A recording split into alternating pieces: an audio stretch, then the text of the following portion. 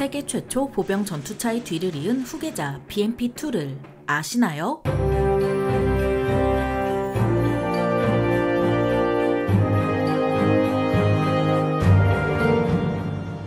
안녕하세요. 지식 스토리입니다. 이번에는 장갑은 종이장이지만 화력만큼은 좋은 BMP-2에 대해 알아볼 텐데요. 1967년 소련이 세계 최초의 보병 전투차인 BMP-1을 선보이자 이런 걸 처음 본 서방 세계는 충격에 빠졌습니다. 정체를 알 수 없는 차량에 서방 세계는 M1967이란 코드명을 부여했는데요. 원래 이름인 BMP는 러시아어인 바이바야 마슈나 빼아띠의 준말로 그 뜻은 보병 전투차입니다. 그래서 BMP-1을 한국어로 직역하면 보병 전투차 1이라는 몰개성한 이름이 되죠. 이런 BMP-1이 나오게 된 배경에는 바로 핵무기가 있습니다. 2차 대전으로 제병합동에 대한 교리가 획기적으로 발전하게 되는데요. 그래서 2차 대전 이후 서방 세계는 병력 수송 장갑차를 대거 도입했습니다. 하지만 1950년대에 들어서자 병력 수송 장갑차에서 보병이 내려서 싸우는 방식에 많은 나라가 의구심을 품었는데요. 그 이유는 다름 아닌 핵무기의 존재 때문이었습니다. 핵무기가 사용된 전장은 방사능으로 오염되는데 그런 곳에 보병을 내려서 싸우게 하는 건 전혀 좋은 생각이 아니었죠. 그래서 병력 수송 장갑차에 포탑을 달고 총항구를 뚫어서 차량 내부에서 싸울 수 있도록 했는데요. 그렇게 보병 전투차의 개념이 등장하게 된 거였죠. 특히 미국 다음 가는 핵 보유국인 소련은 보병 전투차를 만드는데 주저하지 않았습니다. 보병 전투차에 대한 요구사항은 1950년대 후반에 처음으로 작성됐는데요. 뛰어난 속도, 뛰어난 무장, 총항구 등 앞서 언급한 극한의 환경 속에서도 싸울 수 있는 점을 강조했습니다. 특히 무장의 경우 원래는 23mm 기관포를 달 예정이었지만 73mm 저압 헐강포를 달아버렸는데요. 소련은 이걸로도 모자란다고 생각했는지 말류트카 대전차 미사일까지 쏠 수 있길 원했습니다. 1959년부터 소련은 설계국들이 선보인 5종의 시제 차량을 검토했고 그 사이 미국은 M113을 베트남전에 성공적으로 도입했는데요. M113은 병력 수송과 제병합동에는 문제가 없었지만 화력과 장갑이 빈약한 편이라 기갑전을 벌일 수는 없었죠. 그렇게 1965년이 되자 소련은 5종의 시제 차량 중 오비액트 765라는 모델을 선정하는데요. 그 이유는 엔진이 전면에 배치된 덕분에 후방 출입문으로 간편하게 타고 내릴 수 있으며 상륙작전에 적합했기 때문이었죠. 그렇게 오비액트 765는 BMP라는 이름으로 1966년부터 현장 테스트에 들어가는데요. 그렇게 1967년의 열병식에서 BMP-1이 서방세계에 공개된 거였습니다. 하지만 공개와 동시에 곧바로 양산에 들어간 건 아니었고 1970년까지 많은 결함이 수정되는데요. 그렇게 나온 최종 버전인 오비액트 765SP3이 BMP-1이란 제식명을 얻고 1973년부터 본격적으로 양산됩니다. BMP-1은 2만 대 이상 생산됐을 정도로 인기가 높은 보병 전투차였는데요. 소련과 좀 친하다 싶으면 구매할 수 있는 BMP-1은 40개 이상의 나라에 판매됐고 그만큼 많은 분쟁에 빠지지 않고 등장했습니다. 특히 4차 중동전쟁과 소련의 아프간전에서 59경과 RPG에 터져나간 BMP-1은 장갑이 종이장이나 다름없다는 게 드러났는데요. 막을 수 있는 게 고작 소화기라는 거죠. 이러니 BMP-1에 달린 73mm 저압 헐강포도 제대로 써먹기 어려웠는데요. 처참한 전과의 머리가 아픈 소련은 BMP-1을 개량하기로 정합니다. 그렇게 1972년에 오비액트 680이란 시제 차량이 나오게 되는데요.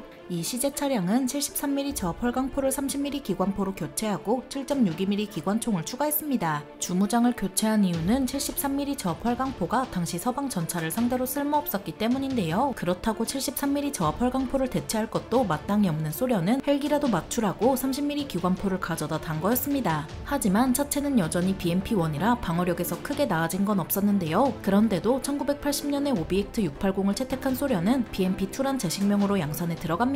그렇다면 BMP-2의 특징을 살펴보기에 앞서 재원을 살펴보도록 하겠습니다. BMP-2는 전장 6.7m에 전폭 3.1m, 전고 2.4m이며 중량은 14.7톤에 정원은 승무원 3명, 보병 7명이고 무장은 30mm EA42 기관포와 PKT 기관총, 9K111 파고 대전차 미사일이며 최대 속도는 시속 65km, 항속거리는 600km입니다. 먼저 BMP-2의 장갑은 5에서 19mm 두께의 강철이지만 포탑 전면은 23mm로 보강되어 있는데요. 그리고 BMP-2는 새로운 강철이 사용돼서 중량이 10% 정도 감소했습니다. 하지만 방어력은 중량과 비례하죠. 그러니까 무거울수록 튼튼하다는 건데요. 미국이 BMP에 대응하기 위해 만든 브래들리는 중량이 27에서 33톤으로 BMP의 거의 2배나 됩니다. 그래서 장갑은 알루미늄이지만 전면 장갑은 14.5mm 탄을, 측면 후면 장갑은 59경 탄을 방어할 수 있는데요. 반면 BMP-2는 빠르고 가볍다는 강점이 있지만 그 대신 포탑 전면이 59경 탄을 방어하고 나머지는 소화 수확이나 막는 처참한 수준입니다. 그래서 걸프전에서 이라크군의 BMP가 미군의 브래들리와 맞붙었을 때 화력이 우세한데도 불구하고 일방적으로 터져나갔죠. 브래들리의 주무장은 25mm 기관포인데 BMP는 포탑 전면이 59경을 겨우 막는 수준이니 맞는 족족 터져나갈 수밖에 없었던 거죠. 그래서 BMP-2의 방어력을 기대하기는 어렵지만 1980년대부터 11,000대 이상 생산된 양이 곧 질이 되는 차량입니다. 게다가 BMP-2는 브래들리보다 유리한 점이 있는데요. 바로 낮은 전고입니다. 키 큰 사람이 눈에 잘 띄듯 전차와 장갑차도 전고가 높으면 높을수록 눈에 잘 띄는데요. 이러면 적에게 발견될 확률도 올라가지만 포탄에 맞을 확률도 덩달아 올라가죠. 그런데 BMP-2는 전고가 사람보다 좀 큰 2.4m 수준이라 눈에 잘 안 띄는데요. 옥수수밭 같은 곳에 BMP-2가 들어가면 지상에서는 보이지 않을 정도죠. 그리고 BMP-1은 소련제답지 않게 보병 친화적인 설계를 갖췄는데요. 일단 보병이 굳이 내리지 않아도 6개의 총항구가 뚫려 있어서 개인 화기를 내밀어서 쏠 수가 있습니다. 다만 이런 총항구는 보병 친화적이긴 하지만 기갑전에서는 약점이 됩니다. 그 이유는 사실상 장갑에 구멍을 뚫어놓은 거라 이 부분에 뭐라도 맞으면 그대로 뚫리는 거죠. 하지만 총항구는 상당히 작은 크기라 숙련된 포수가 아닌 이상 노리기 어려운데요. 그리고 BMP-1은 서방 세계의 보병 전투차와 달리 후방 출입문이 좌우로 열리는 구조입니다. 그래서 보병이 내릴 때 후방 출입문을 방패 삼을 수 있는데요. 아무리 두께가 얇은 강철이라지만 그래도 소화기는 충분히 막는 수준이라서 없는 것보다는 훨씬 낫습니다. 그리고 이런 후방 출입문 한쪽에는 기관총을 쏠 수 있는 총항구가 뚫려 있는데요. 그리고 차체 위에도 해치가 2개나 있어서 긴급 대피하기도 좋은 구조를 갖췄습니다. 다만 차체가 서방 세계의 보병 전투차보다 상당히 작은 편이라서 거주성은 밥 말아먹었는데요. 이건 소련제 전차도 공유하는 문제라 그냥 슬라브 전통이라고 보면 될 정도입니다. 게다가 땅이 녹으면 진창이 되는 소련의 보병 전투차인 만큼 BMP-2는 진정한 전지형 차량이라고 볼 수 있는데요. 특히 늪지대와 습지까지 횡단할 수 있는 BMP-2는 그 어떤 장애물도 극복할 수 있습니다. 다만 원숭이도 나무에서 굴러떨어진다고 BMP-2도 빠져나오지 못하는 경우가 있을 수도 있습니다. 그래서 그런 경우를 대비해서 BMP-2에는 감을 수 있는 케이블이 달려있는데요. 이걸 튼튼한 곳에서 감은 다음 엔진 출력을 높여서 빠져나오는 거죠. 이렇듯 BMP-2는 빠르고 숨기 좋으며 어디든지 갈 수 있는 보병 친화적인 보병 전투차라 할 수 있는데요.